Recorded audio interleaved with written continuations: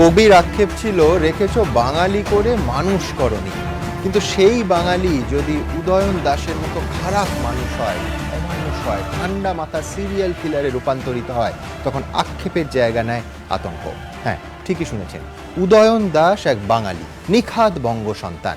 দিল্লি, মধ্যপ্রদেশ কিংবা ছত্তিশগড় নয়, এই সিরিয়াল কিলারের শেকড় এ রাজ্যেই। হাওড়ার শালকিয়ায় এখনও থাকেন তার কাকা রবীন্দ্র কুমার দাস। উদয়ন আর তার পরিবার সম্পর্কে আরও জানতে একমাত্র এবিপি আনন্দ পৌঁছে গেছিল তাঁর কাছেও। পরপর খুনের পরও পাথরের মতো নিষ্পৃহ থাকে যে অপরাধী, ভাবলেশীনভাবে আদালতে চুল ঠিক করে আর অনুশোচনার লেশমাত্র অনুভূতি ছাড়া ভালো মাছ খেতে চেয়ে পুলিশের কাছে বায়না করে। কেমন কেটেছে তার ছেলেবেলা? উদয়নের কাকার কাছ থেকে পাওয়া তথ্যের ওপর ভর করে আমরা উঁকি দিয়েছিলাম উদয়নের পরিবার তার ছোটবেলায়। সেই এক্সক্লুসিভ রিপোর্ট দিয়ে শুরু করব আজকে ঘণ্টাখানেকের এই সফর। দেখুন। গোটা বিশ্বে সাইকোপ্যাথিক কিলারের বহু উদাহরণ আছে, কিন্তু বাঙালি সাইকো কিলার নজির খুঁজে পাওয়া মুশকিল। এবার তাও পাওয়া গেল, সৌজন্যে উদয়ন দাস। কারণ মধ্যপ্রদেশ বা ছত্তিশগড়ের নয়, উদয়নের শেকড় একেবারে এ রাজ্যে, বাংলায়। তিনটি খুনে অভিযুক্ত উদয়ন আদ্যন্ত বাঙালি। বাবা বীরেন্দ্র দাস, আদিবাড়ি কলকাতা লাগোয়া হাওড়ার শালকিয়ায়, খাঁটি বাঙাল। পূর্ববঙ্গ থেকে উদয়নের বাবা কাকারা এসেছিলেন হাওড়ায়, তারপর শুরু কঠিন জীবন। কিন্তু যত সমস্যাই থাকুক, সম্পর্কের বাঁধন ছিল ৮-১০টা বাঙালি পরিবারের মতোই। পিঠোপিঠি ভাইদের একসঙ্গে বড় হয়ে ওঠা উদয়নের কাকা এখনও থাকেন এই শালকিয়াতেই। আমাদের পূর্ববঙ্গ থেকে আসার পরেতে আমাদের পরনের বস্ত্র ছিল না, খাবার ছিল না, মাথায় ছাউনি ছিল না, খুব কষ্টে জীবনযাপন করেছি। আর তবে বাবা ছিল খুব কঠিন। স্কুলে যেতাম, স্কুলের মাইনে বাকি থাকতো, কিন্তু বাবা একদিন স্কুল কামাই করতে দিত না। আমরা দুজনে দেশেতে যখন ছোট ছিলাম, একটা জায়গায় মা খাবার দিত, দুজনে কেড়ে খেতাম, দুজনে করে খেতাম। উদয়নের বাবা বীরেন্দ্র দাস এই শালকিয়া থেকেই মধ্যপ্রদেশে যান, সেখানেই পাতেন সংসার। 1995-এ ছোট্ট উদয়নকে সঙ্গে নিয়ে তার বাবা মা এসেছিল ডায়মন্ড হারবারে পূর্ণগ্রাস সূর্যগ্রহণ দেখতে। উনি একমাত্র ওই এটা দেখতে এসেছিলেন। তখন তারা তিনজনই ছিল, তখন ছেলেটা ছিল ছোট। তাও কত বয়স তখন? মানে খুবই ছোট, 6-7 বছর হবে। তখন এই কি সূর্যগ্রহণ দেখতে আসা? হ্যাঁ, 2-1 দিন আগেই এসেছিলেন, থেকেছিলেন সেটা। সম্ভবত এই ডায়মন্ড হারবার সফরকেই পরবর্তীকালে নিজের ভুয়ো ওয়েবসাইটে মিথ্যে প্রসঙ্গে উল্লেখ করেছিল উদয়ন, যেখানে সে দাবি করেছে ডায়মন্ড হারবারে সূর্যগ্রহণ দেখতে দেখতেই নাকি তাদের মাথায় জাহাজ তৈরির কথা আসে। সেই মতো শুরু হয় জাহাজ তৈরি। কিন্তু বড় হয়ে এত ঝুড়ি ঝুড়ি মিথ্যে বললেও 92 সালে কিন্তু ছাপোষা বাঙালি পরিবারের জন্মানো উদয়নের স্বভাব ছিল আর 5টা বাচ্চার মতোই। মায়ের কোল ছাড়তেই চাইতো না ছোট্ট উদয়ন। এখনো সেই ছবি চোখের সামনে ভাসছে কাকার। তখন তো কিছু বলার না, তবে খুব মাতৃভক্ত ছিল এবং বেশি ওই ফাস্ট ফুড ওই খেতে ভালো, চানাচুর টানাচুর এইসব খেতে ভালোবাসতো। ইভেন আমি দেখেছি যে ওর মাও ভাতের সাথে চানাচুর দিয়ে দিত। কি পড়াশোনা ভালো ছিল? আমি অতটা বুঝতাম, কারণ পড়াশোনা এখানে তো পড়াশোনা কোনো ব্যাপারই ছিল না। উদয়নের মাও বাঙালি, ইন্দ্রাণী চট্টোপাধ্যায়, প্রবাসী বাঙালি। উদয়নের মা বোধহয় কিছুটা মানে স্ট্যাটাস সচেতন ছিলেন বলছিলেন। খুব স্ট্যাটাস। উনি তো ছিলেন একটা কি পোস্টে চাকরি করতেন, উচ্চপদে চাকরি করতেন শুনলাম। তখনই যখন বিয়ে হয় তখনই। আপনার শেষদা ওই স্ট্যাটাস নিয়ে খুব ওয়াকিবহাল ছিলেন। শেষদা ওয়াকিবহাল ছিল না, ছিল বৌদিটা। তার বাপের বাড়ি ছিল গোয়ালিয়র, তার বাবা ছিল একজন গুরুদাস চ্যাটার্জি। সে ছিল গভর্নমেন্টের একজন বিরাট অফিসার ছিল, হাই পোস্টে, বিরাট হাই। এবং বৌদির কথাবার্তার মধ্যেও আপনার ম্যাক্সিমাম হিন্দির ছাপ। সেই শেষ দেখা উদয়নকে এবার টিভির পর্দায় দেখলেন, কিন্তু সেই 6 বছরের ছোট্ট ছেলেটার জন্যই আজ নিজে আমি লজ্জায় বুঝলেন, বাড়ি থেকে মাথা নিচু করে আমাকে দোকানে ঢুক। অরিত্রিক ভট্টাচার্য, এবিপি আনন্দ, হাওড়া। অভিজিৎবাবু, আবার লর্ড মেকেলের কথা মনে পড়ছে যে বাঙালির চেহারা দেখে খুব ভুল ধারণা করেছিলেন বাঙালি সম্পর্কে। মানে চিটফান্ডের মালিক, চতুর্দিকে তাকালেই দেখা যায় বাঙালি সাইকোপ্যাথ কিলার, এটাই বাঙালির বাকি ছিল। হ্যাঁ, তার আগে আমরা চিটফান্ডের খুবই জোরদার, যেটা এখনো মেটেনি, এই যে আমরা মানুষ সম্পর্কে যে ভাবা যায় না, এই ধারণাটাই শিক্ষা, এই যে ভাবা যায় সব কিছুই সম্ভব। কার মধ্যে যে কিসের সম্ভাবনা সেটা আগের থাকতে গিভেন স্টিরিওটাইপ দিয়ে। ঠিক, এবং এই ডিটেলস কিন্তু আকাঙ্ক্ষা, মানে যে মেয়েটির সঙ্গে এত মধ্যিখানে কিছু বিচ্ছিন্ন সময় ধরলেও এত বছরের সম্পর্ক, সেও জানতো না, মানে শেকড়টা কোথায়, কি সুচারুভাবে সেটাকে গোপন রেখেছিল। এখন এই যে এটা আমার কাছে একটা বড় রকমের ইস্যু, হ্যাঁ, যে এই মেয়েটি বেঘরে মারা গেল, কোনো কারণ ছিল না তার উপর, সে এত সহজে ট্র্যাপড হলো, দ্যাট ইজ প্যাথেটিক। এবং আমার এখান থেকে মনে হয় যে এখন যে সমাজ, তাতে কিন্তু infatuation is a source of danger. সেই জন্য এমনিতেই প্রেম নিয়ে নানা রকমের কনসেপ্ট আছে, মেটাফর আছে, সবগুলি negative. Positive metaphor associated with love is very rare. With this incident it will be all the more negative. এবং মেয়েদের ওপরে না, কিন্তু এই খুনের কারণ কি হতে পারে? প্রথমে পুলিশকে এই বলে বিভ্রান্ত করেছিল যে কোনো তৃতীয় ব্যক্তি উপস্থিতি, তারপরে দেখা যাচ্ছে যে মেয়েটির অ্যাকাউন্ট থেকে এই ছেলেটি 1,20,000 টাকা তুলেছে। মেয়েটির নামে মেয়েটির বাবা ব্যাংক ম্যানেজার, তিনি 18 লক্ষ টাকা রাখা ছিল, সেটা হাতানো অন্যতম পুলিশের ধারণা ছেলেটির প্ল্যান ছিল। এবং আরেকটা মত হচ্ছে যে একেবারে সামনে পরপর মিথ্যেগুলো এসে যাওয়ায় মেয়েটি, পুলিশ মনে করছে যে কোনো মুহূর্তে, হয়তো দুর্বল মুহূর্তে ছেলেটি জানতে পারে যে মা বাবাকে খুন হতে হয়, এবং ছেলেটি না ইঞ্জিনিয়ার, না IIT দিল্লি, এই সমস্ত মিথ্যের প্রাসাদটা ভেঙে যাওয়ার পর তাকে খুন হতে হয়। মানে ও মেয়েটাকে যা যা বলেছে বা প্রমিস করেছে সেটা মেয়েটির কাছে ওপেন হয়ে গেছে, সেটা হচ্ছে বেসিক বলে আমার মনে হয়। আর একটা জিনিসও আমার সিক্স সেন্স বলে যে এই ধরনের ব্যক্তিত্ব কোনো একজনের সঙ্গে স্টেবল করার মানুষ নয়, এবং এই একজনের সঙ্গে স্টেবল করার মানুষ নয় আজকাল প্রায় বেশিরভাগ মানুষ।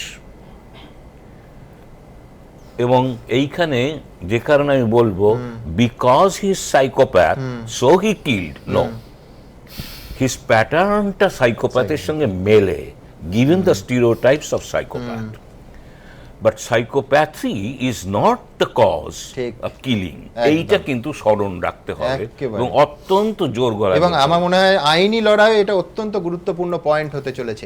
আমি দ্রুত আপনাদের দেখাবো যে ঠিক কোন পরিস্থিতিতে, খানিকক্ষণ আগে কাকার বক্তব্য আপনারা শুনলেন, এই উদয়নের বাবা এবং কাকা এত কাছাকাছি, নিজের আপন শেষদার সম্পর্কে ঘনিষ্ঠতার কথা কিছুক্ষণ আগে আপনাদের শোনালাম, সেই দুই ভাই আলাদা হয়ে গেলেন কোন ঘটনার ভিত্তিতে? SMS এর ভিত্তিতে, অত্যন্ত রূঢ় একটি SMS। কাকার আজকে দাঁড়িয়ে মনে হচ্ছে সেই SMS হয়তো তার শেষদাটাকে পাঠানিনি, পাঠিয়েছিল উদয়ন, ইচ্ছাকৃতভাবে সম্পর্কটা ভেঙে দিতে। দেখুন, আপনার নিজের মার পেটের ভাই আপনার সাথে যদি যোগাযোগ না করে আপনার কেমন লাগে? বুকটা ফেটে যায়। উদয়নের বাবার সঙ্গে তার ভাইয়ের সম্পর্কের চিড় কি গভীরতর হয়েছিল উদয়নের জন্য? প্রশ্নটা ওঠার কারণ একটি SMS। আপনি বোধহয় একবার যোগাযোগের চেষ্টা করেছিলেন বলছিলেন ছেলের বিয়ের সময়। কার কাছে ছিল একটা নাম্বার, সেই নাম্বার থেকে আমি যোগাযোগ একবার রিং করলাম। রিং করার পরে তো রিং হয়ে গেল, তারপরে তো শেষে কোনো কথা বললো না। কথা না বলে কী করলো, আবার রিং করলাম, একটা মেসেজ পাঠালো, I am in a party, কত রাত হয়েছে আপনি জানেন, ডোন্ট ডিস্টার্ব মি। মানে আপনি আপনার পরিচয় তো জানতে পারেননি ফোন থেকে? হ্যাঁ, ফোন থেকে আমি বললাম যে আমি এই বলছি, কে বলছি, পরিচয় জেনেছে, কারণ মোবাইলে তো এখন তো নাম্বার তো চলে যায় না। তবে উদয়নের কাকা দৃঢ় বিশ্বাস এই মেসেজ তার সেজদা অর্থাৎ উদয়নের বাবা পাঠাননি। তখন আমার মনে স্ট্রাইক করলো কি জানেন, এত নোংরাভাবে আমাকে উত্তর তো দাদা দেবে না, দাদা কোনোদিন দেবে না এরকমভাবে নোংরা উত্তর। আর পার্টি, দাদা তো পার্টি ঠাটিতে যায় না। তাহলে কি উদয়নী সম্পর্ক ভাঙার নেপথ্যে ছিল? তদন্তে নেমে দেখা গিয়েছে উদয়ন দাস তার বাবার নামে ভুয়ো ফেসবুক প্রোফাইল তৈরি করেছে। বাবার মৃত্যুর পরও সেই প্রোফাইলকে অ্যাক্টিভ রেখে বাবাকে জীবিত দেখানোর চেষ্টা করেছে। এই প্রেক্ষিতে প্রশ্ন উঠছে, তাহলে উদয়নী কি বাবার ফোন থেকে কাকাকে মেসেজ পাঠিয়েছিল? এখন তো দেখা যাচ্ছে উদয়ন ওর বাবার ফেসবুক প্রোফাইল আরো এইগুলো ইউজ করতো, মানে তখনও তো এরকম হয়ে থাকতে পারে যে মানে বলা যায় না, বলতে আপনার পারছি পক্ষে না। জানা দেখুন আমার পক্ষে জানা সম্ভব না, তবে এই যে মেসেজটাতে আমার খুব সন্দেহ হলো, কিন্তু উদয়ের কথাটাও আমার মনে আসেনি। কিন্তু দাদা এই ধরনের মেসেজ করতে পারতে বলবে, আমার মনে খুব আঘাত পেলাম আমি। তারপরে ওই নম্বরে ফোন করেননি? না, ওর নাম্বার আমি যখন কেন ওই মেসেজ সব পুরো ডিলিট করে দিলাম, আমি যার কোনোদিন যোগাযোগ করিনি। রবীন্দ্র কুমার এখনই জানতে পেরেছেন তার দাদা বৌদি আর নেই, আর সেই না থাকার কারণ নাকি তাঁরই ভাইপো। সেখান থেকেই তাদের সন্দেহ। দাদা হয়তো যোগাযোগ করতো না, ছেলেটা হয়তো অমানুষ হয়ে গেছে, সেটা আমাদেরকে শো করাতে চাইছে। অরিত্রিক ভট্টাচার্য, এবিপি আনন্দ, কলকাতা।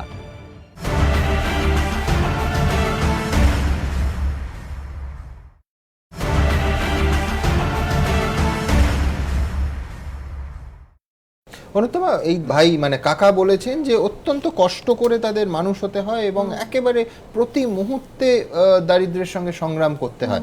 অথচ দেখো এই ছেলেটি উদয়ন, সে বাবার ছোটবেলা কষ্ট সংগ্রাম সেটা নিল না, যেটা নিল সেটা হচ্ছে ওনারা খুব মার্জিত ভাষায় যেটা বলছেন যে মায়ের মধ্যে একটা উন্নাসিকতা ছিল, স্টেটাস কনসার্ন, প্রতি মুহূর্তে একটা কনসিয়াসনেস অ্যাবাউট স্টেটাস ছিল। ফেসবুক প্রোফাইলটা তুমি যদি উদয়নের দেখো, আমি আরো শক্তিশালী হয়েছি, আমি অসম্ভব বড় লোক, তাই আমি এটা করতে পারি, একটা গাড়ি কিনে বলছে। কোথাও কিন্তু বাবা স্ট্রাগলের ছাপটা নেই, কিন্তু মায়ের অ্যাম্বিশন, মা অত্যন্ত উচ্চ পদে ছিলেন, সেই ছাপটা আছে। কোথাও কি তাহলে অসুস্থতার যে শেকড়টা সেটা পরিবারের মধ্যেই ছিল? আমার মনে হয় সুমন, যদি আমরা এখন অবধি যা ছবিটা পাচ্ছি তাহলে তো সাইকোপ্যাথিক ট্রেটস গুলো বড় বেশি প্রকটভাবে আসছে। যেটা হতেও পারে সেটা হচ্ছে যে বাবার এবং মায়ের মধ্যে একটা আর্থিক ক্ষমতার যে বৈষম্য পরিবারের একেবারে ছত্রছায়ায় তৈরি হচ্ছে, সেখান থেকে আমার নিজের কল্পিত জগতে আমি বাবাকেও প্রতিদ্বন্দ্বী বানিয়ে হারিয়ে দিতে পারি এবং মায়ের কাছে প্রমাণ করতে পারি দেখো আমি কত বড় পোটেন্ট ম্যান। সেটা প্রুফ করবার জন্য ওর একটা ন্যারেটিভ ছোটবেলা থেকে তৈরি করার তাগিদ থাকতে পারে, এটা একটা অনুমান। এবং সেইটাই কিন্তু যেটা হতে পারে যে পার্সোনালিটি ডিসঅর্ডারে যেটা আমরা দেখতে পাই, যে তার ব্যক্তিত্বের নির্মাণের মধ্যে অনেক ধরনের অসঙ্গতি একেবারে ছোটবেলা থেকে গড়ে উঠতে পারে, যেখানে কিন্তু তার আসলে কোনো মানুষের সঙ্গেও ক্রমশ আর অ্যাটাচমেন্টটা থাকবে না। যদিও এখানে কাকা বলছেন যে ছোটবেলায় মায়ের সঙ্গে আমরা অ্যাটাচমেন্ট দেখতে পাচ্ছি, কিন্তু যেটা সাইকোপ্যাথদের মধ্যে আমরা ভীষণ দেখি যে অ্যাটাচমেন্টটা কিন্তু দুটো জায়গায় খুব বড় আকারে থাকে, একটা হচ্ছে দ্রব্য ভিত্তিক, একটা আত্মভিত্তিক। মানে এইখানে আমার দ্বিতীয় প্রশ্ন, তুমি অ্যাটাচমেন্টের কথা বলছো, মায়ের সঙ্গে ছেলের যা সম্পর্ক তুমি দেখো বারবার এখনো পর্যন্ত পুলিশের কাছে এই উদয়ন যে জবানবন্দি দিয়েছে তাতে বলছে যে মা প্রথমে কোয়ারি করে এবং চাপ সৃষ্টি করে যে তো সার্টিফিকেট কোথায়, প্লেসমেন্ট কোথায় হবে। মানে মায়ের অ্যাম্বিশনটা কিন্তু আলটিমেটলি মায়ের খুনের কারণ হলো ছেলে। আমরা তো ভুবনের মাসির কথাও জানি একদম। সুমন, আমার ঠিক এক্স্যাক্টলি এই গল্পটা আমার একদম সেই জায়গাটা মনে হয় যে কোথাও হয়তো মাই তাকে কোথাও প্রতিযোগী করে থাকার ক্ষেত্রে একটা ভূমিকা পালন করে থাকতে পারেন, কিন্তু তারপর যেটা হয়ে গিয়ে থাকতে পারে এই যে ওর একটা বিরাট কল্পনার জগৎ যেখানে ও নিজেই মহারাজা হয়ে বসে আছে, যে মুহূর্তে রিয়ালিটিতে এমন কোন একটা ঘটনা ঘটছে যেখানে রাজার রাজত্ব নিয়ে প্রশ্ন উঠছে, রাজা তাকে একেবারে গর্দান নিয়ে তৎক্ষণাৎ পুঁতে ফেলছেন। এবং সেটা সেই ভূমিকা কখনো মা আসতে পারে, কখনো বাবা আসতে পারে, কখনো আকাঙ্ক্ষা আসতে পারে, কারণ যে মানুষগুলোর সঙ্গে তার আপাত সংযোগ আমরা দেখতে পাচ্ছি তার মধ্যে কোনো আবেগের বন্ধন নেই, সেটাও যেন একটা মেটেরিয়াল হিসেবে ইউজড হচ্ছে, যে মেটেরিয়ালকে আমি ফোন বদলের মতন করে বদলে ফেলতে পারি। এখানে কিন্তু একদম সেই মানসিকতার একটা ছবি আমরা পাচ্ছি। এবং আরেকটা জায়গায় একটু দ্রুত বলবো, বহু সময় সাইকোপ্যাথিক মানুষদের মধ্যে দেখা যায়, এই যে আমরা দেখছি একেবারে ভাবলেশহীন, তাদের কিন্তু যে কোনো নেগেটিভ স্টিমিউলাসের দ্বারা তাড়িত হওয়ার বা তার দ্বারা কোথাও যেন উদ্বিগ্ন হওয়ার প্রবণতাটাই খুব কম থাকে, নাড়া খাবে কম, অর্থাৎ অদ্ভুত একটা অসারতা তাদের মধ্যে থাকে, যেটাও কিন্তু আমরা ভীষণভাবে দেখতে পাচ্ছি। তবে আমার মনে হয় একটা নিরপেক্ষ তদন্ত হওয়া দরকার আছে, কারণ আইনের চোখে যে জায়গাটা নয়তো ওই মানসিক অসুস্থতাটা দেখিয়ে শাস্তিটা ডিফেন্স না হয়ে যায়, হ্যাঁ সেইটাও একটু আমাদের দেখতে হবে। এইটা আমি একটু রেটারেট করতে চাই। আমি মনে করি এটা কিন্তু খুব crucial, particularly the practitioners of science, ঠিক, including social science, including psychology and psychiatry. এইটা যেন কখনো না হয়ে ওঠে, অর্থাৎ একরকমের আমরা কি করছি, পরিশ্রুত করে দিচ্ছি ক্রাইমটাকে, এইটা যেন না একদম একদম অপরাধের শাস্তির অন্তরায় না হয়ে যায়। আমি সরঞ্জিৎ চক্রবর্তীর কাছে, সরঞ্জিৎ আমি অদম্য সেনের অত্যন্ত বড় অনুরাগী, মানে তার বাবা মা নেই, অনাথ, সেই জন্য অনাথ শিশুদের প্রতিপালন করে। তোমার প্রায় প্রত্যেকটা থ্রিলারে আমি মানে ঠান্ডা মাথার কোল্ড ব্লাডেড মার্ডারার প্রচুর থাকে এবং এই একাধিক খলনায়কের মধ্যে তাদের হিংস্রতা, একেবারে হৃদয়হীনতা, ঠান্ডা মাথায় কয়েক হাজার মানুষকে মারার পরিকল্পনা করছে, এরকম বহু চরিত্র তুমি সৃষ্টি করেছো। কিন্তু এই রকম চরিত্রের কথা কখনো ভেবেছো যে নিজের মাকে শ্বাসরোধ করে মারে, কয়েক মিনিটের মধ্যে নিজের বাবাকে নিজে হাতে খুন করে, তাদের দুজনকে পুঁতে ফেলে এবং 7 বছর সম্পূর্ণ নিষ্কম্প, দ্বিধাহীন, আত্মবিশ্বাসী, ভাবলেশীনভাবে তাদের সঙ্গে বসবাস করে সেই মৃতদেহের সঙ্গে? এখন আসলে কি গোটা সমাজের মধ্যে না অনেক টিকিং টাইম বম্বস থাকে, হ্যাঁ, যে কখন কে কোথায় ফাটবে কেউ জানে না। এভাবে ফাটলো, বাঙালি ফাটলো এভাবে ব্যাপারটা। কিন্তু আমি ভাবিনি, আমি যখন ক্রাইম লিখি সেটা অনেক অ্যাডভেঞ্চার থ্রিলার তার মধ্যে বেশি থাকে, এইটা অনেক বেশি সাইকোলজিক্যাল। স্যাররা এবং ম্যাডাম বলছিলেন যে তারা যেন না পার পেয়ে যায় ওইটাকে সামনে রেখে। 1996 সালে প্রাইমাল ফিয়ার বলে একটা সিনেমা হয়েছিল, ফিল্ম হয়েছিল রিচার্ড গিয়ার আর এডওয়ার্ড নর্টনের। সেখানে এডওয়ার্ড নর্টনের চরিত্রটি এরকমভাবে খুন করে এবং তারপর সে নিজেকে সুস্থ, মানসিকভাবে অসুস্থ প্রমাণ করে। আমি আর বলছি না, যারা ছবিটা এখনো দেখেননি তারা দেখবেন। সেরকম যেন মানে হলে খুব বিপদ আর কি। যে এবং আমার মনে হয় যেরকম ভাবে একটার পর একটা সেই চাইনিজ রাশিয়ান ডল আছে না, পেটের থেকে বেরোচ্ছে, এখনো যে কি বেরোবে ঠিক এখনো কেউ কিছু, মানে it's too early to say anything. একদম। আমার মনে আছে গত শুক্রবার এই চেয়ারেই অনুত্তমা বসেছিল, আমরা আলোচনা করছিলাম যে আকাঙ্ক্ষাকে বলেছিল আমেরিকায় গেছে, তার সব দেহ পাওয়া গেল। মা বলছে আমেরিকায় থাকে, আমরা জানি না তার কি পরিণতি। ভয় লাগছে, যেটা ভয় লাগছে 24 ঘন্টার মধ্যে দেখা গেল, যেটা ভয় লাগছে আর কেউ মানে তার এরকম কাবার্ডে আর কোনো স্কেলেটন নেই তো। ঠিক, একদম।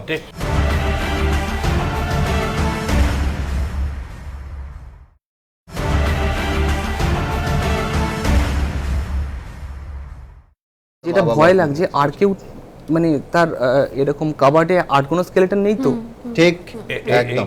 এবং এখানে কিন্তু মাল্টিপল রিলেশনশিপেরও একটা চান্স থেকেও যায়। জরুরি প্রশ্ন, কারণ this kind of people require sex. এবং এখানে আরেকটা জায়গা আছে সুমন, সেটা হচ্ছে এরা অসম্ভব চার্মিং হতে পারে, অসম্ভব কনভিন্সিং হতে পারে। পরিণত বয়সে আকাঙ্ক্ষাই বাঁকুড়ার একটি মেয়ে, তার প্রথম প্রেমিকা এরম ভাবার তো কোনো কারণ নেই। বিশেষ করে একেবারে তার ফেসবুক ইত্যাদি সোশ্যাল নেটওয়ার্কে নানা প্রোফাইলে নানা কিছু দেখা যাচ্ছে, এবং আরো কোথাও কোনো ডেড বডি রয়েছে। কিন্তু আমার তো আশঙ্কা একজনকে বোন বলে সম্বোধন করছেন, সেও কেমন আছে, মানে আমরা এখনো এই মুহূর্তে জানি না। আমি দ্রুত একবার দেখবো আজকে বাঁকুড়া আদালতে ঠিক কি হলো। ঠান্ডা মাথায় প্রেমিকাকে খুন করে তার দেহের ওপর কংক্রিটের বেদি তৈরি করেছিল সে। পুলিশের কাছে নির্বিকার মুখে এমনই কবুল করেছে উদয়ন দাস। ভোপালের এই গুণধর ছেলের ঠান্ডা মাথা চাক্ষুষ করলেন বাঁকুড়া আদালতের কর্মীরাও। সূত্রের খবর, এত কিছুর পর সামান্য অনুশোচনা তো দূরে থাক, মঙ্গলবার আদালত কক্ষে বসে সে আইনজীবীদের বলে, আমি নির্দোষ, তাড়াতাড়ি আমাকে ছাড়ানোর ব্যবস্থা করুন। মঙ্গলবার বাঁকুড়া আদালতে প্রায় 27 মিনিট ধরে চলে শুনানি। এর মধ্যে উদয়নের শরীরী ভঙ্গিতে টেনশনের কোনো ছাপ কারো চোখে পড়েনি। সূত্রের খবর, কাঠগড়ায় সোজা হয়ে দাঁড়িয়ে এদিক ওদিক দেখছিল সে, মাঝে মাঝে হাত দিয়ে চুল ঠিক করছিল। ভাবখানা এমন যেন চারপাশে যা হচ্ছে তার কিছুই যায় আসে না। মঙ্গলবার সকাল 9:45 নাগাদ বাঁকুড়া সদর থানা থেকে উদয়নকে আদালতে আনা হয়। তিনটি খুনে অভিযুক্ত উদয়নের জামিনের পক্ষে সওয়াল করেন তার আইনজীবী। তিনি বলেন, একটা অপহরণের মামলার তদন্ত করতে গিয়ে খুনের ঘটনা সামনে এসেছে। অভিযুক্তর কাছ থেকে পুলিশের যা তথ্য প্রমাণ সংগ্রহ করার ছিল তা তারা করেছে। এরপর অভিযুক্তকে নতুন করে হেফাজতে নিয়ে কি হবে? উদয়ন দাসকে জামিন দেওয়া হোক। সরকারি আইনজীবী এর তীব্র বিরোধিতা করেন। তিনি সওয়াল করেন, এটা একটা ব্যতিক্রমী মামলা, কিছুই আচমকা ঘটেনি। অভিযুক্ত ঠান্ডা মাথায় পরপর খুন করেছে। প্রত্যেকটি ঘটনার পেছনে তার নির্দিষ্ট পরিকল্পনা ছিল। তাই এই মামলাকে ব্যতিক্রমী দৃষ্টিভঙ্গি থেকে দেখতে হবে। তদন্তের অনেকগুলো পর্যায়ে এখনো বাকি, তাই অভিযুক্তকে 8 দিনের পুলিশি হেফাজতে পাঠানো হোক। সে সঙ্গে তিনি এই মামলায় 302 ধারায় খুন ও 201 ধারায় তথ্য প্রমাণ লোপাটের ধারা যোগ করার আর্জিও জানান। পুলিশ একটা ফরওয়ার্ডিং চেয়েছে, যে ফরওয়ার্ডিংয়ে দেখলাম 8 দিন পিসি চেয়েছে। আমরা সাহেবকে বললাম, তদন্ত তো হয়ে গেছে স্যার, ডেড বডি রিকভার হয়েছে, তাহলে 8 দিন পিসি কেন প্রয়োজন, কী জন্য প্রয়োজন?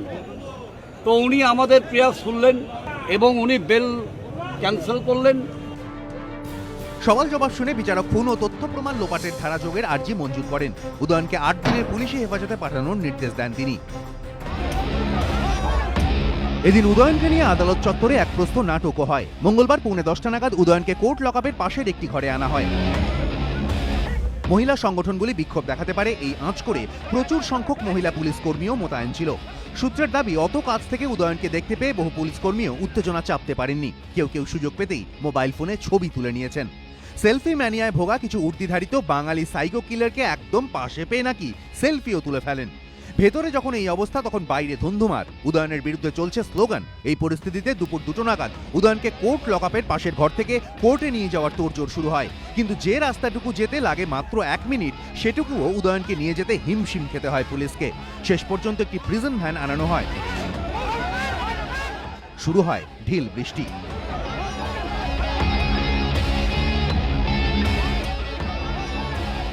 প্রিজন ভ্যান থামতেই দরজায় এসে পড়ে বড় ঢিল।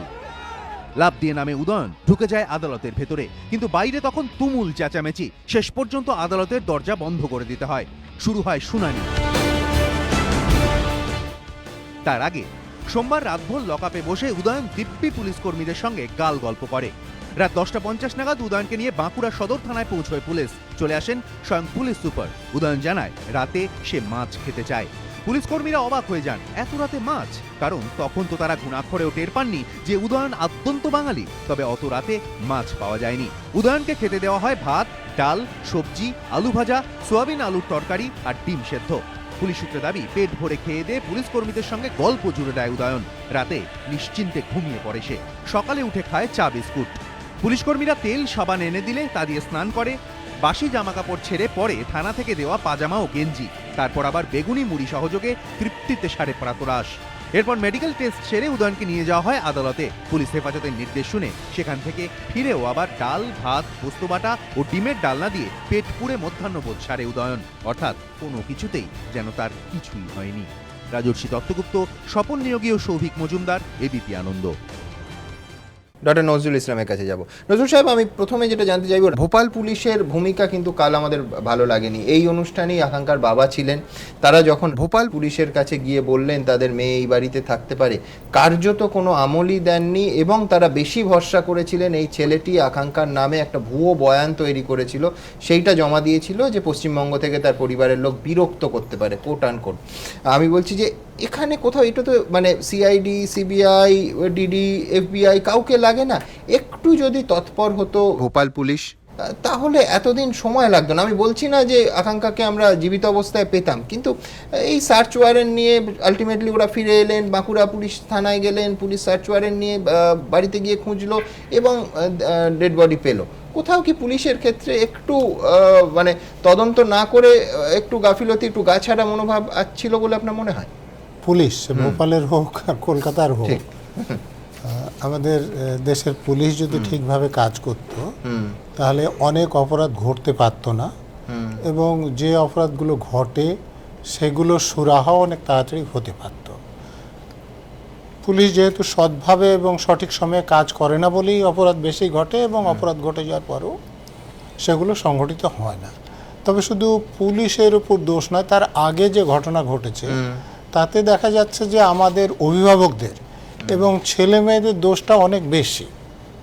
যেমন ব্যক্তিত্বের বিকাশটা যদি ঠিকভাবে হতো, কতগুলো ব্যাপার আমি খবরের কাগজে বা টিভিতে যেগুলো দেখেছি। দেখুন, আপনারা যেটা প্রচার করছেন তাতে দেখা যায় যে মেয়েটি বাড়ি ছাড়লো এই বলে যে সে ইউএসএতে ইউনিসেফের একটা কাজে যাচ্ছে, 23শে জুন এই বলে বাঁকুড়া থেকে বের। আচ্ছা, তো মেয়ের বাবা ব্যাংকের উচ্চপদস্থ কর্মচারী, অশিক্ষিত গ্রামের লোক না। আচ্ছা, ইউনিসেফের কাজ পেলে অ্যাপয়েন্টমেন্টটা বাবা মা দেখবেন না? সেখানে ওদের বক্তব্য, ওদের ভার্সন, অ্যাপয়েন্টমেন্ট লেটার মেয়েটি দেখিয়েছিল। এখন ওনারা সন্দেহ করছেন সম্ভবত সেটিও জাল। ওদের একটু সংশয় হয়েছিল কারণ বেতনের অঙ্কটা তাতে ছিল না, কিন্তু অ্যাপয়েন্টমেন্ট লেটার মেয়েটি দেখিয়েছিল। হ্যাঁ, তো সে অ্যাপয়েন্টমেন্টের যিনি ব্যাংকের ম্যানেজার, তার চোখে এটা ধরা পড়বে না যে এটা ইউনিসেফের অ্যাপয়েন্টমেন্ট লেটার নয়? আর ইউনিসেফের এটা সত্যিকার যখন সংশয় হয়েছিল তখন একটু ভেরিফাই করলেই তো পাওয়া যেত। ইউনিসেফ তো ওপেন অর্গানাইজেশন। দ্বিতীয় যেটা হচ্ছে, ইউএসএতে গেলে পাসপোর্টের উপর সেই দেশের ভিসা লাগে। তো তাহলে যে ব্যাংকের ম্যানেজার বাবা এটা দেখলেন না যে ইউএসএর এখানে এম্বাসি বা কনসুলেট থেকে ভিসাটা পেয়েছে কিনা? না দেখে মেয়েকে ছেড়ে দিলেন। আর মেয়েই বা বাবা মাকে এই মিথ্যে কথা বললেন কেন? অসম্ভব লোভ। মানে উদয়ন দাস তার প্রোফাইলে যেটা দেখিয়েছিলেন তাকে অ্যাট্রাক্ট করার জন্য, সেটা মিথ্যে আমি ধরে নিলাম। তো তাহলে সেই প্রলোভনে মেয়েটিও পা দিয়েছে। হ্যাঁ, তার মানে যদি ব্যক্তিত্বের বিকাশটা মেয়েটিরও হতো এবং বাবা মার সঙ্গে ভালো হতো, তাহলে এই মিথ্যা প্রলোভনে মেয়েটি যেত না, এটা আমাদেরকে মনে রাখতে হবে। আর এই যে উদয়ন দাসের কাকার ইন্টারভিউ আপনারা দেখালেন, তার কাকা যদি অন্যান্যদের সঙ্গে সম্পর্ক রাখতেন এবং উদয়নের বাবা বা মার যদি অন্য লোকের সঙ্গে সামান্যতম সম্পর্ক থাকতো, তাহলে আমাকে পাওয়া যাচ্ছে না। আমার আত্মীয় স্বজন, আমার যারা ভাই আছে, এটা আমাদের গোড়া থেকেই বিষয় হয়েছিল যে তারা খোঁজ করবে না, পুলিশ অন্তত মিসিং ডায়েরিও জানাবে না, যে আত্মীয় স্বজন কারুর সন্দেহ, কোনো যোগাযোগ একেবারে বিচ্ছিন্ন হয়ে গেল। আমি এখানে একটা ছোট্ট বিরতির সময় আছে, বিরতির পর এই আলোচনায় নিশ্চয়ই ফিরবো এবং পাশাপাশি একটা প্রশ্ন থাকবে যে একসময় 51বর্তী পরিবার ভেঙে যাচ্ছে বলে প্রচুর লেখালেখি চর্চা হতো, কিন্তু শুধু একটা প্রজন্মের মধ্যে পরিবারগুলো ভেঙে যাচ্ছে তা না, এমনভাবে তারা বিচ্ছিন্ন হচ্ছেন যে শাখা প্রশাখার অন্য অংশে যারা আছেন কারুর সঙ্গে ন্যূনতম যোগাযোগটুকু থাকছে না। দুর্ভাগ্যের সন্দেহ নেই, নিয়ে আলোচনা করবো ছোট্ট একটা বিরতি।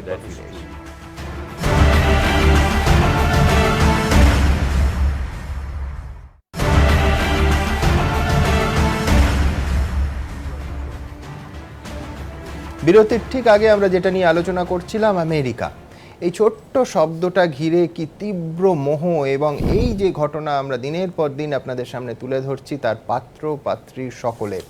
উদয়নের এই আমেরিকা মোহ এতটাই তীব্র যে আমরা ফুটেজে প্রথম দিন থেকে দেখাচ্ছিলাম যে ঘরের প্রায় প্রত্যেকটি জিনিসের ওপর একটি মার্কিন যুক্তরাষ্ট্রের পতাকা সাঁটা। দেখুন,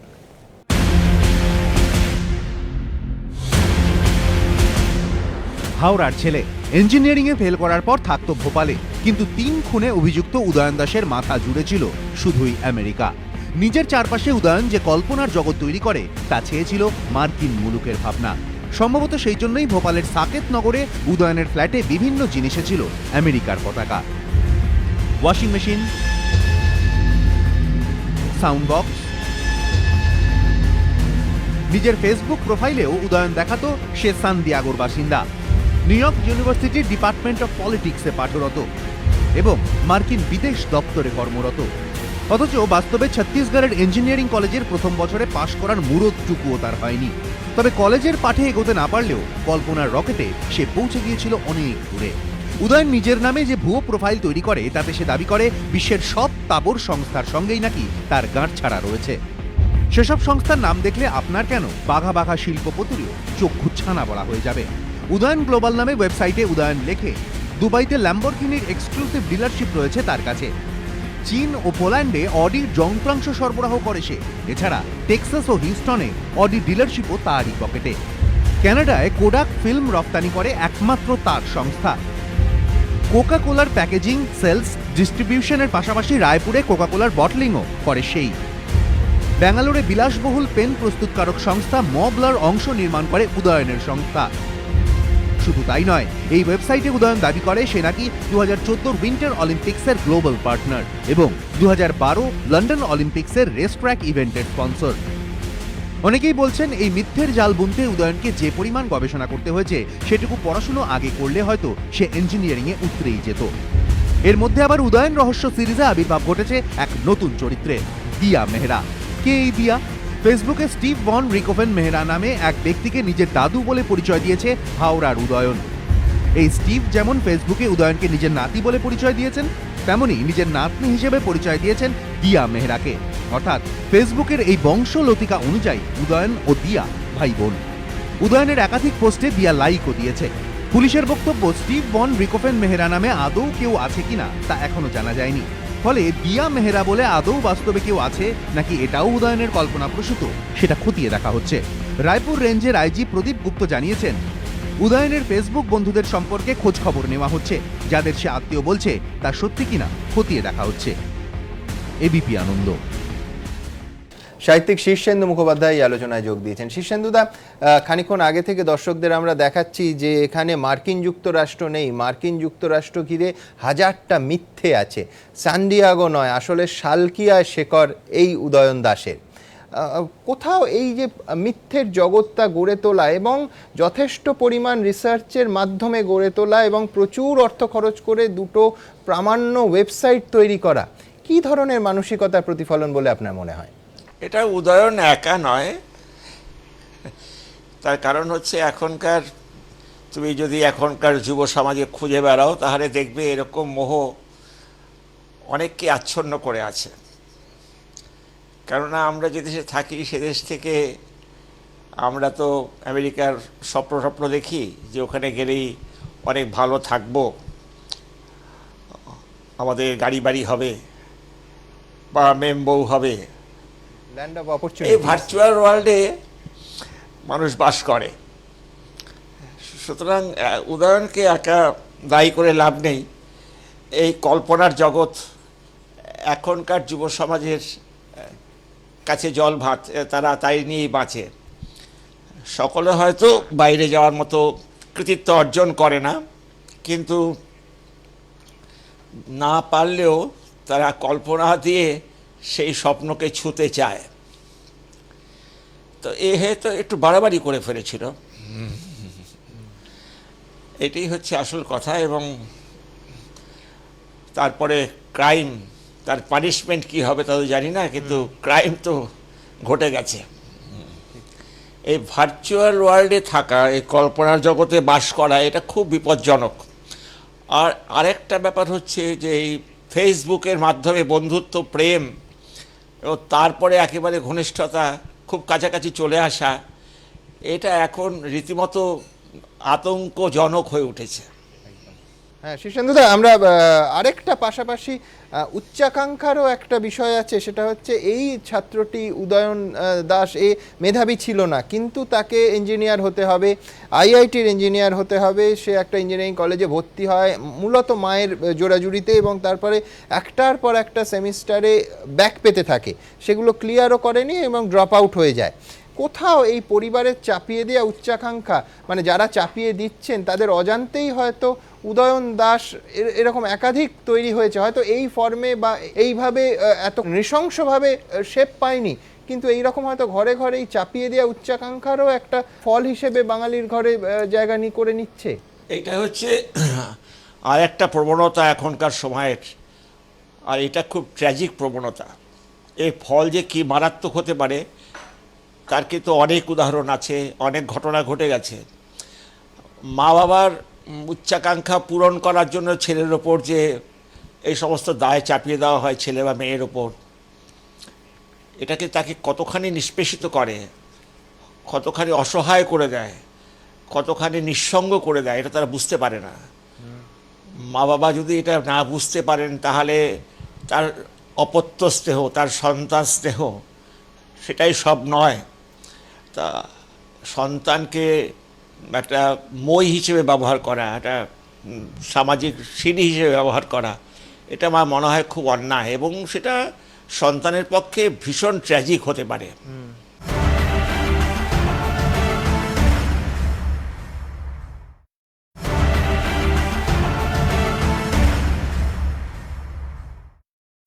শীর্ষেন্দুদা, আমার আরেকটা কথা মনে পড়ছে, আপনার শবর দাশগুপ্ত লালবাজারের গোয়েন্দা কোনো সুপারম্যান নয়, কিন্তু বাঁকুড়া পুলিশ যে কাজটা করেছে আমি বলছি অভিনন্দনযোগ্য। তার কারণ ভোপাল পুলিশ যখন কার্যত বাবা মার অভিযোগকে কোনো গুরুত্ব দিচ্ছে না, তখন তারা সার্চ ওয়ারেন্ট বের করে যেভাবে শকেতনগরে পৌঁছে গেছে এবং দ্রুততার সঙ্গে জেলার পুলিশ এই কাজটা করেছে, আমার মনে হয় অনেকে শবর দাশগুপ্তর কথা মনে পড়বে।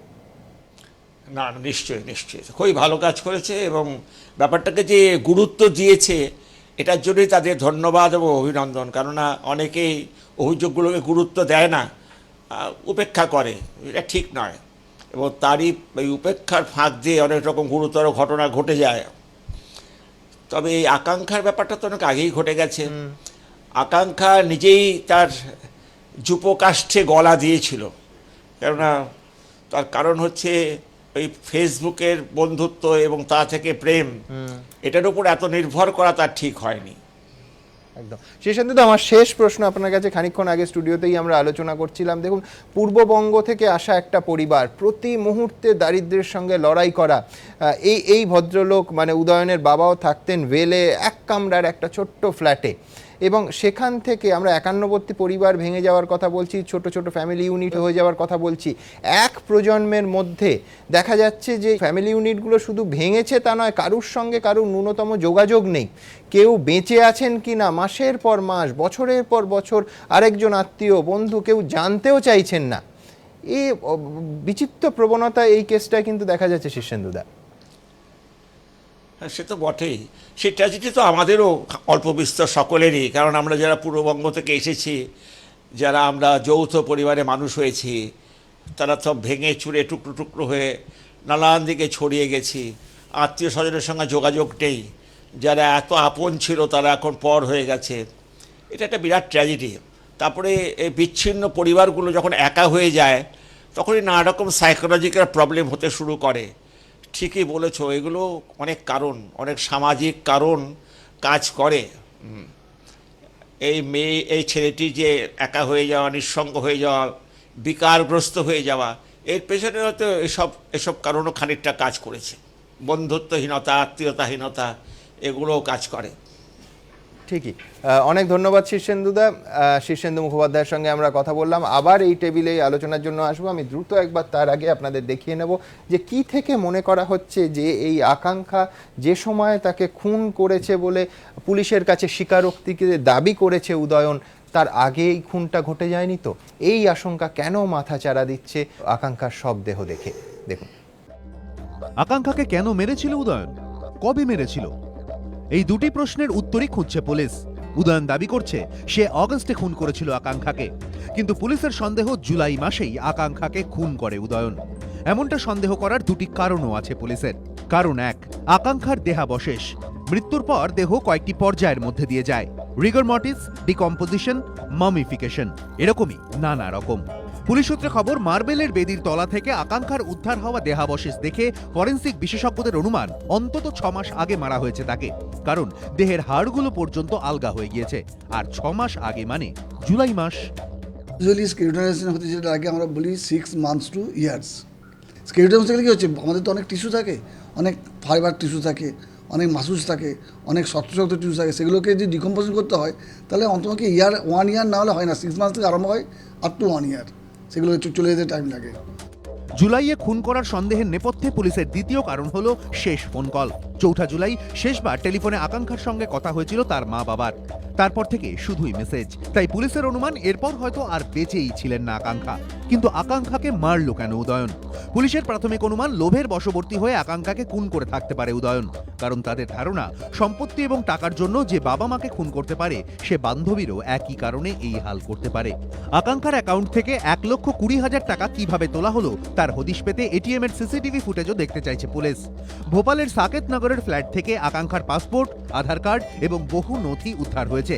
তার থেকেই পুলিশের অনুমান, বরাবরই বিলাসবহুল জীবন কাটাতে পছন্দ করা উদয়ন আকাঙ্ক্ষার টাকার লোভেই সম্ভবত তাকে খুন করেছে। এর জন্যই উদয়নকে বিস্তারিতভাবে জিজ্ঞাসাবাদ করতে চাইছে বাঁকুড়া পুলিশ। উদয়নকে 8 দিনের জন্য হেফাজতে পেয়েছে পুলিশ। এরপরই তার কাছ থেকে সব কথা আদায় করার চেষ্টা করবে তারা। রাজর্ষি দত্তগুপ্ত, এবিপি আনন্দ। আমি গুপ্ত সাহেবের কাছে জানতে চাইবো যে কেন এটা থেকে প্রাথমিকভাবে আপনাদের মনে হচ্ছে যে এই খুনটা যে সময়, যে আগস্ট বা সেপ্টেম্বরের সময় বলছে উদয়ন আকাঙ্ক্ষাকে খুন করেছে বলে, তার আগেই হতে পারে? বিজ্ঞানসম্মত ব্যাখ্যাটা কি? প্রথম কথা হচ্ছে যে বোনস থেকে টাইম অফ ডেথ বলা খুব সোজা ব্যাপার নয়। অনেক করে পরীক্ষা নিরীক্ষা দরকার হয়, পুঙ্খানুপুঙ্খানু পরীক্ষা করে আমাদের বোনসগুলো কি বলছে আর আমরা যাকে সন্দেহ করছি সে কি বলছে, এই দুটোর মধ্যে সামঞ্জস্য আছে কি না এটা দেখা খুব জরুরি। এবং যেভাবে বোনসগুলো দেখানো হচ্ছে তাতে কিন্তু প্রচুর সময় লাগবে। কিন্তু একমাত্র হতে পারে কোনো কিছু ডিকম্পোজিশন করার জন্য, তাড়াতাড়ি করার জন্য যদি কিছু অ্যাড করে দেওয়া হয়ে থাকে, অর্থাৎ তাকে কিছু খাওয়ানো হয়েছিল কিনা, তাকে কি যে কিভাবে মারা হলো, ম্যানার অফ ডেথ যেটা আমরা বলি, যে এখনো পর্যন্ত বলছে শ্বাসরোধ করে গলা টিপে। হ্যাঁ, শ্বাসরোধ করলেও হবে এবং অন্য কিছু দিল, কিন্তু একটা লোককে শ্বাসরোধ করা খুবই সুবিধের যদি তাকে আগে ঘুম পাড়েনি ওষুধ খেয়ে দেওয়া হয়, ঘুমিয়ে রয়েছে সেই সময় তাকে। কেননা একটা ব্যাপার এখানে এখনো অবধি আসেনি যে পরপর এই যে মার্ডারগুলো হয়েছে কেউ কিন্তু জানতে পারলো না পাড়াপড়শিরা।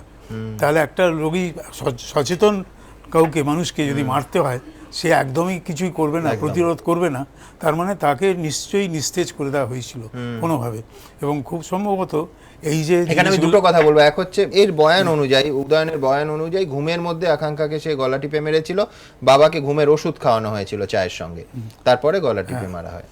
কিন্তু ঘুমের ওষুধ খাওয়ালেই তো লোকে ঘুমাবে না, মানে কেউ ঘুমিয়ে আছে, সে তো যখন গলাটা টেপা হচ্ছে সে সময় তো সে জেগে উঠবে, ঠিক।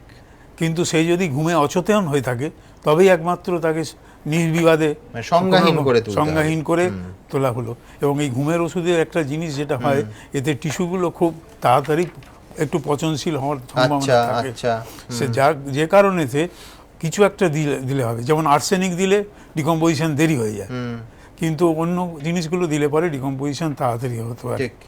সেই জন্যে এখানে যেরকম অবস্থায় দেখানো হচ্ছে তাতে 6 মাস থেকে 1 বছর, যেটা ডক্টর বড়পাল বললেন, মোটামুটি সঠিক।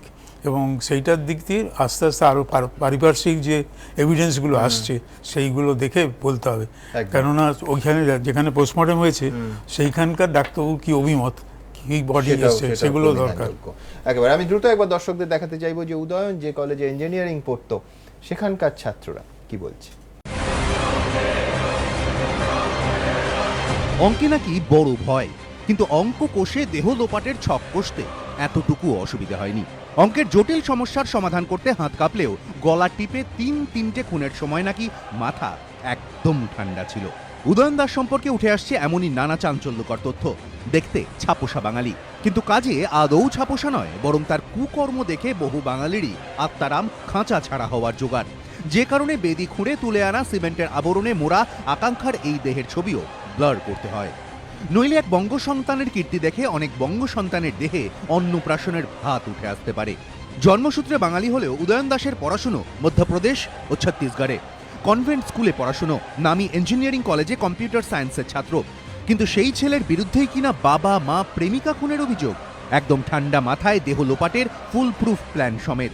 2001-2 সালে কাপার এই স্কুল থেকেই সিবিএসই ক্লাস 12 পাশ করেছিল উদয়ন দাস। সেই সময় তার প্রাপ্ত নম্বর ছিল 49.6%। ক্লাস 12-এর পরীক্ষায় মাত্র 49% নম্বর পেলেও তার আগে পর্যন্ত কিন্তু পড়াশুনোয় মোটের ওপর ভালোই ছিল উদয়ন। ভোপালের স্কুল থেকে প্রায় 71% নম্বর পেয়েছিল, কিন্তু এরপর থেকেই অবনতি হতে শুরু করে তার। 2003 সালে ভিলাইয়ের এই ইঞ্জিনিয়ারিং কলেজেই কম্পিউটার সায়েন্স নিয়ে ভর্তি হয় উদয়ন দাস, কিন্তু ব্যাকলগ থাকার কারণে 2005 সালে তাকে এই কলেজ থেকে চলে যেতে হয়। তবে উদয়ন পড়াশুনোয় এতটাই সাধারণ ছিল যে তার মধ্যে আলাদা করে মনে রাখার মতো কখনো কিছু চোখেও পড়েনি শিক্ষকদের। 2003 में इसने कॉलेज में एडमिशन लिया था और जो क्योंकि इसका बैकलॉग थे तो 6 सेमेस्टर में वो डिटेन हो गया था। उसके बाद रिकॉर्ड के हिसाब से उसने कंटिन्यू नहीं किया है।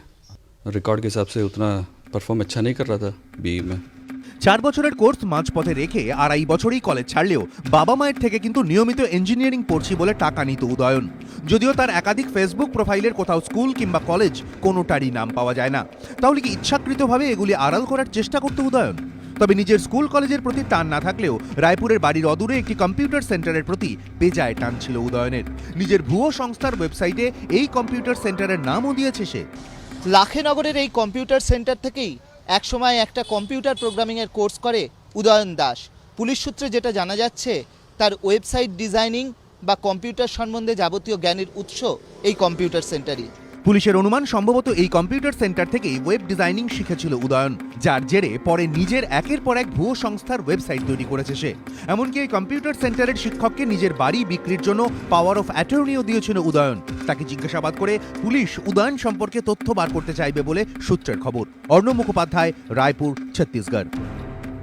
বিভাস চট্টোপাধ্যায়ের কাছে আসবো। বিভাস, বারবার এই আলোচনায় প্রথম দিন থেকে যখন এই বিষয় নিয়ে আমরা শো করছি যে সোশ্যাল নেটওয়ার্কিং এর কথা হচ্ছে, কোথাও কি তথ্য যাচাইয়ের ব্যবস্থাটা মানে ফুল প্রুফ করা যায়, যেখানে এইভাবে হাজার হাজার মানুষ, সবাইকে হয়তো খুন হতে হচ্ছে না, কিংবা প্রতারণার ফাঁদে পড়তে হচ্ছে দিনের পর দিন, নানা ধরনের প্রতারণা?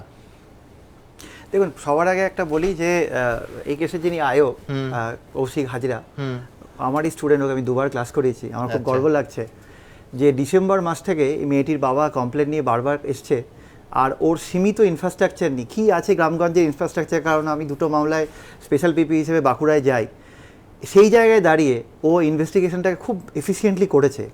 এবং আমরা ফেসবুককে যে এত তার নেগেটিভ দিকটা বলছি, এই ক্রাইমে ওর আসামির বাড়ি অবধি পৌঁছে দিকে ফেসবুকই হেল্প করেছে, যতটা আমার নলেজ আছে। তার আগে আরেকটা জিনিস আমার, যেটা আমি বারবার এই মিডিয়া বা এইসব জায়গা থেকে দেখছি, আমার আই মাস্ট রেজ এর প্রোটেস্ট দিস এফেক্ট, যে বারবার করে যদি একে এইভাবে পোর্ট্রেট করা হয় সাইকোপ্যাথ বা ইত্যাদি ইত্যাদি, তাহলে এই ট্রায়ালটা কিন্তু আপনি বলছেন আইনের দিকে সে একটা ছাড় পাওয়ার জায়গায় চলে যাবে। সিআরপিসি চ্যাপ্টার 25 কিন্তু কোদাল বলতে হবে, আপনি পরপর না ডেফিনেটলি করে থাকে সাইকোপ্যাথ ছাড়া কি বলবেন, সিরিয়াল বলতে হবে। কিন্তু একটা জিনিস এর সাথে প্যারালাল ভাবে, যেটা আপনার কোশ্চেন ছিল, যে ফেসবুক যখন একটা লোককে একটা কি দুটো আইপি থেকে 100-200 অ্যাকাউন্ট দিতে অ্যালাউ করছে, ফেসবুক কি একবার দেখছে যে আমি একটা লোককে এতগুলো অ্যাকাউন্ট দিচ্ছি কেন?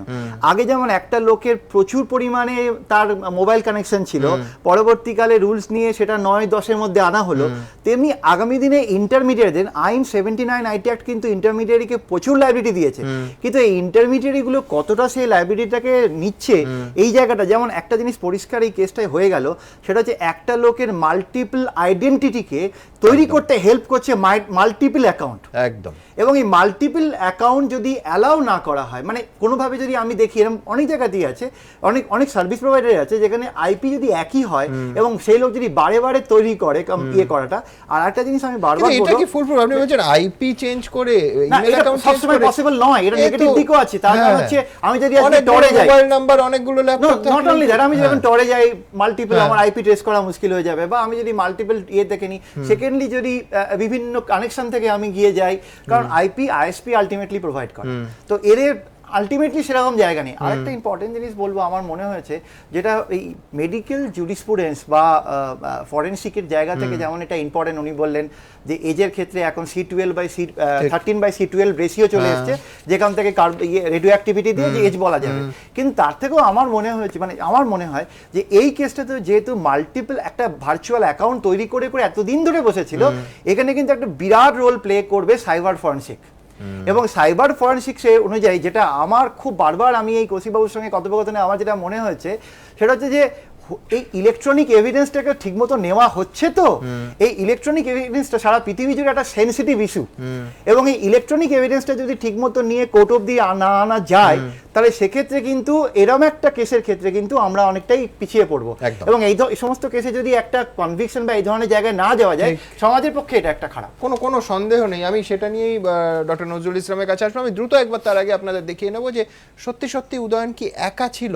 তার একাধিক মোডাস অপারেন্ডি থেকে কিন্তু এই প্রশ্ন উঠে আসাটা অত্যন্ত সঙ্গত। দেখুন, খুনের ছক, দেহ লোপাট, জাল নথি বানিয়ে টাকা তোলা, এত কিছু কি একাই করেছিল উদয়ন দাস? এত কিছু কি একা করা সম্ভব, নাকি তার সঙ্গে আরো কেউ ষড়যন্ত্র জড়িত ছিল? এই সংক্রান্ত তথ্য বের করার চেষ্টা করছে পুলিশ। সূত্রে খবর, 23শে জুন বাঁকুড়া থেকে দিল্লি যান আকাঙ্ক্ষা।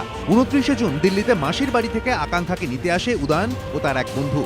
সেখান থেকে সোজা আমেরিকা যাওয়ার কথা থাকলেও আকাঙ্ক্ষাকে ভোপালে নিয়ে যায় উদয়ন।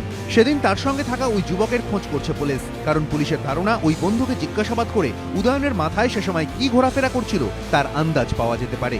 দিল্লি থেকে ভোপালে নিয়ে যাওয়ার সময় আকাঙ্ক্ষাকে খুনের প্ল্যান উদয়ন করে ফেলেছিল কিনা তাও জানার চেষ্টা করছে পুলিশ। এছাড়াও মায়ের জাল ডেথ সার্টিফিকেট এবং পেনশন তোলার জন্য জাল লাইফ সার্টিফিকেট বের করেছিল উদয়ন, যা কোনোভাবেই তার একার পক্ষে করা সম্ভব নয়। তাই এই কাজে কে বা কারা তাকে সাহায্য করেছিল তাও বের করার চেষ্টা করছে পুলিশ। ভোপালে উদয়নের এক ঘনিষ্ঠ বন্ধুরও খোঁজ পাওয়া গিয়েছে, তাকেও জিজ্ঞাসাবাদ করবে পুলিশ। পুলিশ সূত্রে খবর, একাধিক সিম কার্ড ব্যবহার করত উদয়ন। তার সব সিম কার্ড ঘেটে কার কার সঙ্গে যোগাযোগ ছিল তাও জানার চেষ্টা করবে পুলিশ বলে সূত্রের খবর। রাজস্বী দত্তগুপ্ত, এবিপি আনন্দ। নজরুল সাহেব, আমার মনে পড়ছে সজল বারুইয়ের কেসে প্রাথমিকভাবে তার আইনজীবীরা অবভিয়াসলি তাকে দেখানোর চেষ্টা করেছিল সাইকোপ্যাথ কিলার হিসেবে এবং তার মানসিক সমস্যা আছে, কিন্তু শেষ পর্যন্ত আদালত হার্ডকোর ক্রিমিনাল হিসেবেই তাকে সাব্যস্ত করে। না, সে সাইকোপ্যাথ কি না সে ব্যাপারে ডাক্তার বাবুরা যে রিপোর্ট দেবেন, কারণ একজন জজ সাহেব ঠিক মানে আইনত তিনি মালিক নন বলার যে সাইকোপ্যাথ কি না। অতএব এটা তো শাস্তি পাওয়ার ক্ষেত্রে একটা অন্তরায়। হ্যাঁ, তো তার ব্যবহারে এখন পর্যন্ত সে সাইকোপ্যাথ আমার কিছু মনে হয়নি। এটা বিভিন্ন মাধ্যমে প্রচার করা হচ্ছে, আমার মনে হয় প্রচার না করলে ভালো হয়। দ্বিতীয় আর একটা কথা আমি এক্ষুনি বলছি, যেহেতু কথাটা উঠেছে, যে সাধারণত খবরের কাগজ বা টিভি যা প্রচার করছে সেটা পুলিশ অফিসাররা যেগুলো জেনেছে, কিন্তু মনে রাখতে হবে যে আমাদের দেশের আইন অনুসারে পুলিশের কাছে অপরাধী কি বলল সেটা কোর্টে গ্রাহ্য নয়। অর্থাৎ শুধুমাত্র এইটুকু যে পুলিশের কাছে বলল যে আমি মৃতদেহটা এখানে পুঁতে রেখেছি, ওখানে গিয়ে মৃতদেহটা পাওয়া গেল, এইটুকু শুধু কোর্টে গ্রাহ্য হবে। কিন্তু আমি এইভাবে খুন করেছি, আমি একে খুন করেছি, এগুলো কোর্টে গ্রাহ্যই হবে না, মানে নো এভিডেন্স। প্রসিকিউশন চেইন তৈরি করতে হবে। আমি একটু অ্যাড করতে চাইবো সুমন এখানে, না এখানে যেটা সবথেকে ইম্পর্টেন্ট যে তাকে যে আকাঙ্ক্ষাকে বাঁচিয়ে রাখা হয়েছে সেগুলো কোন টেলিফোন কোন অ্যাকাউন্ট সেটা যে উদয়নই অপারেট করতেন এবং সে কোনো উদয়নের নামে নেওয়া হয়েছে, এগুলো পুলিশ যদি খুব ভালোভাবে প্রমাণ সমেত জোগাড় না করেন তাহলে এত সব জানার পরেও কিন্তু উদয়ন ছাড়া পেয়ে যাবে, যেটা মোটেই কাম্য নয়। আমার যেটা একটু এখানে অ্যাড করার দরকার সেটা হচ্ছে মানসিক স্বাস্থ্যকে হাতিয়ার হিসেবে ব্যবহার করবে নিয়ে যে আমাদের আশঙ্কা, সেটা কিন্তু সর্বজন বিদিত। মানে সেটা আমরা মেন্টাল হেলথ প্রফেশনাল হিসেবেও বলবো, কোনো আইনজ্ঞ হয়তো বলবেন। এবং সুমন এখানে এটা বলার দরকার যে এমন অনেক অসম্ভব পাওয়ারফুল সাইকোমেট্রি টেস্টস আছে যেটা কিন্তু একেবারে দুধ কা দুধ পানি কা পানি করতে পারে। সুতরাং আমার ধারণা এই ক্ষেত্রে নিশ্চয়ই সেটা সহায়তা নেওয়া হবে। না, কিন্তু আমি একটা কথা বলবো, আমাদের এই কেসে ডেথ সার্টিফিকেট কি করে পেল? অতএব টেস্ট আছে, কিন্তু যিনি টেস্ট করবেন তিনি যদি টাকা নিয়ে অন্য মিথ্যা রিপোর্ট দেন, সেগুলো সাবধান হতে হবে। একাধিক জায়গায় সংশয় এবং জিজ্ঞাসার চিহ্ন আছে, নজরুল সাহেব ঠিকই বলেছেন। কিন্তু অবশ্যই এই ঘটনায় আমাদের নজর থাকবে যে তিনজন জলজ্যান্ত মানুষকে ঠান্ডা মাথায় যে অপরাধী খুন করেছে, সে শুধুমাত্র মানসিক সমস্যার অজুহাত দেখিয়ে সেটাকে অজুহাত হিসেবে ব্যবহার করে কি বেরিয়ে যেতে পারবে?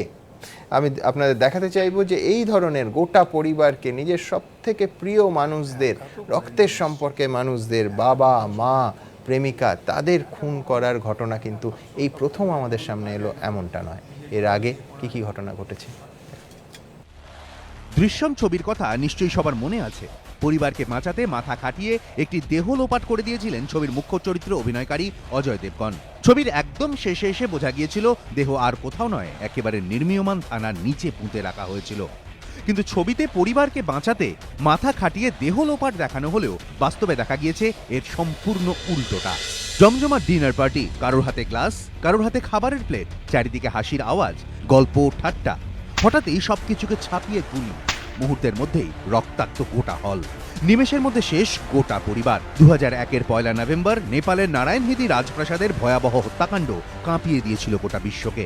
নেপালের ভাবি রাজা দীপেন্দ্রর হাতে শেষ হয়ে গিয়েছিলেন তারই বাবা মহারাজ বীরেন্দ্র, মা ঐশ্বর্য, ভাই নিরঞ্জন, বোন শ্রুতি থেকে শুরু করে নিজের পিসি, পিসির বর, সবাই। সব মিলিয়ে 9 জনকে খুন করা হয়েছিল। নেপালের ভাবি মহারাজা দীপেন্দ্র কেন নিজের হাতে নিজের গোটা পরিবারকে শেষ করে দিয়েছিলেন তা আজও রহস্যাবৃত, কারণ দীপেন্দ্র নিজেও মারা গিয়েছিলেন। উদয়ন দাসের হাতেই তার মা, বাবা এবং প্রেমিকার খুনের ঘটনা অনেককেই মনে করিয়ে দিয়েছে নেপালের রাজপরিবারে সেই ভয়াবহ হত্যাকাণ্ডের কথা।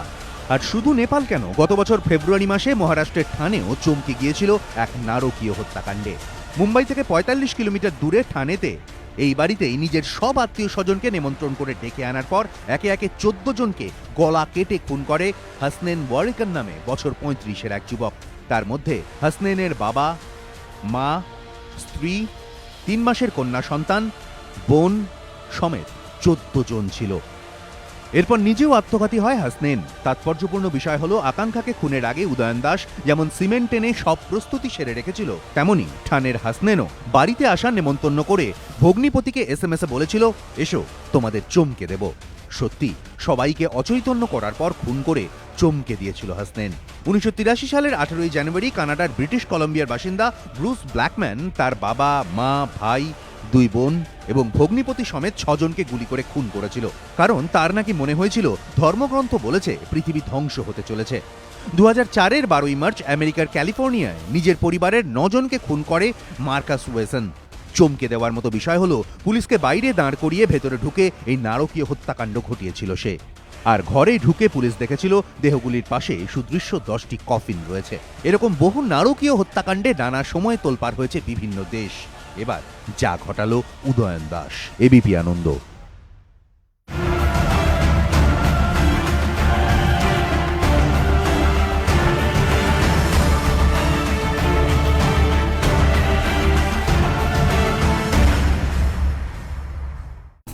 ঘণ্টাখানেক সঙ্গে সুমন নিবেদন করছে আধুনিক টিএমটি বার্স, ভরসা হমেশা, পাওয়ার্ড বাই বন্ধন ব্যাংক। ভালো আপনার, ভালো সবার। সহযোগী নিবেদক সফেদ ডিটারজেন্ট পাউডার, সাফাইকা সুপারস্টার, বিবেকানন্দ হসপিটাল, দুর্গাপুর। আমরা জানি জীবনের মূল্য। অনিয়মিত জীবনে লিভারের সুরক্ষায় ব্যবহার করুন লিভোসিন ডিএস। ডাফ এন্ড ডাট সম্পাদিত গ্রামার কোশ্চেন বাঞ্চ মানেই তুলসী প্রকাশনী। রাজা গোল্ডেন মারি বিস্কিটস, সোনালী স্বপ্নের স্বাদ চিরন্তন।